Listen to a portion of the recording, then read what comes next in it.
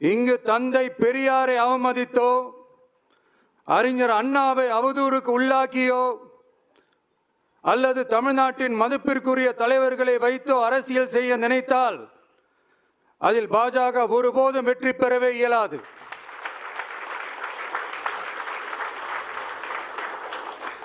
சுயநல அரசியல் லாபங்களுக்காக பாஜகவுடன் கூடி குழைந்து கூட்டணி போக திமுகவோ அதிமுகவோ இல்லை. நம் தமிழக வெற்றி கழகம்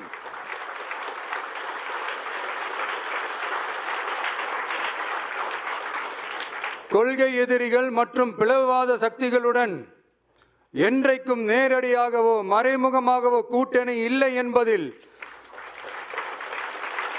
தமிழக வெற்றி கழகம் மிக உறுதியாக இருக்கிறது.